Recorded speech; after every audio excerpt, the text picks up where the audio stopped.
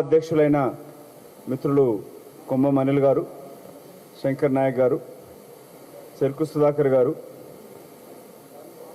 రేపు జరగబోయే మునుగోడు ఉప ఎన్నికల సన్నాహక సమావేశం ఈరోజు తెలంగాణ రాష్ట్ర ఇన్ఛార్జ్ అయిన మాణిక్ ఠాగూర్ నాయకత్వాన జరగడం జరిగింది.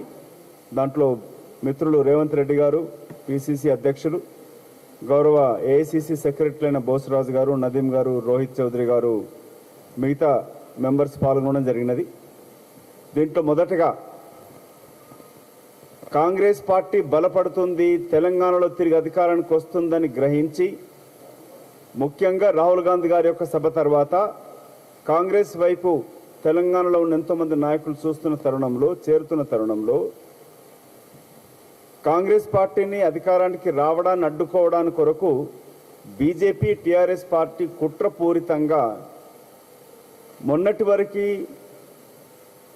అసెంబ్లీ ఎన్నికలు ప్రిపోన్ చేస్తూ ఈ యొక్క వచ్చే గుజరాత్ ఎన్నికలు జరపడానికో లేక కర్ణాటక నుంచి వచ్చే సంవత్సరం మే నెలలో జరపడానికి కొరకు ముఖ్యమంత్రి ప్రయత్నం చేస్తున్నట్టు వచ్చిన వార్తలు మీరు చూసినారు. ఆల్ ఆఫ్ సడన్గా మునుగోడు ఉప ఎన్నిక తీసుకొచ్చినారు. దీనికి అక్కడ ఉన్న కాంగ్రెస్ పార్టీ నుంచి ఎన్నికైన రాజగోపాల్ రెడ్డి గారు రాజీనామా చేస్తారు, అమిత్ షా గారిని కలుస్తారు.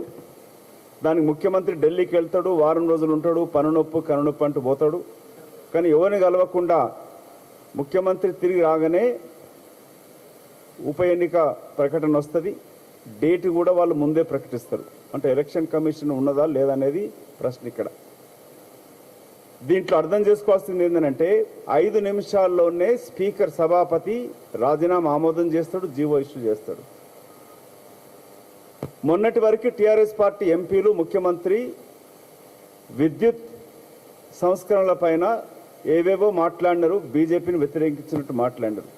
కానీ మొన్న కేంద్ర ప్రభుత్వం విద్యుత్ దాంట్లో సంస్కరణలు తీసుకొచ్చే బిల్లు ప్రవేశపెట్టినప్పుడు మాత్రం ఒక్క టీఆర్ఎస్ ఎంపీ కూడా లోక్సభలో లేడు. కాంగ్రెస్ పార్టీ అడ్డుకోవడంతోనే అది స్టాండింగ్ కమిటీకి రెఫరెన్స్కి పోయినది.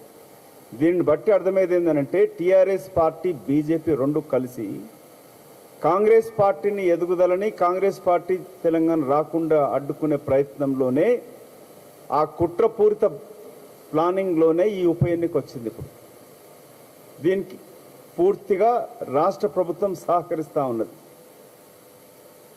ముఖ్యమంత్రి పల్లెత్తు మాట మాట్లాడాడు. సో కేంద్ర ప్రభుత్వం అటు బీజేపీ, టీఆర్ఎస్ చేస్తున్న ఈ కుట్రలో పెద్దలు దామోదర్ రెడ్డి గారు, కాంగ్రెస్ పార్టీ నాయకత్వం మొన్న మునుగోడులో మీటింగ్ సభ జరిగినది. మా జిల్లా అధ్యక్షులు ఉన్నారు ఇక్కడ. కాంగ్రెస్ పార్టీ మునుగోడులో గతంలో పడ్డ ఓటు కాపాడుకుంటే సునాయాసంగా ఈ ఉప ఎన్నికలు గెలుస్తాం. దానికి తీసుకోవాల్సిన చర్యల గురించి మిత్రులు అనిల్ గారు వివరిస్తారు.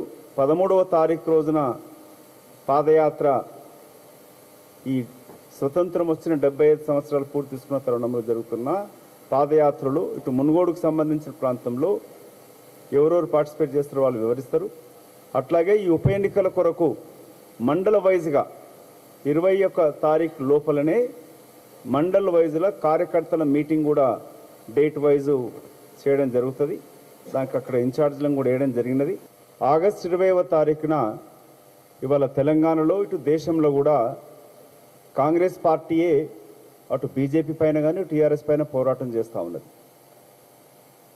రాజీవ్ గాంధీ గారిని స్మరించుకుంటూ 20వ తారీఖు రోజున మునుగోడు నియోజకవర్గంలో ఉన్న 175 గ్రామాలలో తెలంగాణకు సంబంధించిన అగ్ర నాయకత్వం అందరూ కూడా, ఇంక్లూడింగ్ పిసిసి ప్రెసిడెంటు, సిఎల్పి నాయకుడు, మాజీ పిసిసి అధ్యక్షులు ఎంపీ ఉత్తమ్ కుమార్ రెడ్డి గారు కానీ పెద్దలందరూ కూడా ప్రతి ఒక్కొక్క గ్రామంలో ఒక కాంగ్రెస్ నాయకుడు ఆ రోజు పార్టిసిపేట్ చేస్తారు. ఇటు బీజేపీ పైన కాంగ్రెస్ పార్టీ జెండా ఎగిరేస్తారు. పెద్దలు దామోదర్ రెడ్డి గారు కూడా మాట్లాడతారు, మీకు వివరిస్తారు.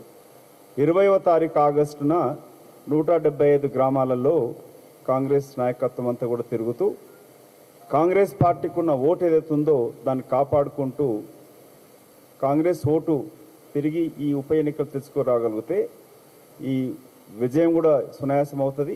అట్లాగే కాంగ్రెస్ పార్టీ అగ్రనాయకత్వం ముఖ్యంగా రాజీవ్ గాంధీ గారు కానీ ఇందిరాగాంధీ గారి యొక్క త్యాగం ఈ దేశం కొరకు, మళ్ళీ తెలంగాణ రాష్ట్ర ఏర్పాటులో సోనియా గాంధీ గారి యొక్క పాత్ర, కాంగ్రెస్ పార్టీ యొక్క పాత్ర, తెలంగాణ రాష్ట్రాన్ని రక్షించుకోవడానికి కొరకు రేపు కాంగ్రెస్ అధికారానికి వచ్చినప్పుడే మన బిడ్డల భవిష్యత్తు బాగుంటుంది. ఈ ఉప ఎన్నిక అత్యంత కీలకం. ఒక ఉప ఎన్నికనే కాకుండా దీన్ని కాంగ్రెస్ పార్టీ ప్రతిష్టాత్మకంగా తీసుకుంటూ రేపటి జరగబోయే అసెంబ్లీ ఎన్నికలకు ఇది ఒక సెమీఫైనల్ లాగా ఉంటుంది. ఇటు బీజేపీ, టీఆర్ఎస్ పార్టీ కుట్రపూరితంగా ఎన్నిక తీసుకొచ్చినారు కాబట్టి దీంట్లో గెలుపు కాంగ్రెస్ పార్టీ ప్రతిష్టాత్మకంగా తీసుకుంటూ ఈ కాంగ్రెస్ పార్టీ యొక్క భవిష్యత్తు కొరకు కాదు, తెలంగాణ రాష్ట్ర బిడ్డల భవిష్యత్తు కొరకై ఈ ఉప ఎన్నిక ఫలితాలు నిర్ణయిస్తాయని చెప్పి తెలియపరుస్తూ.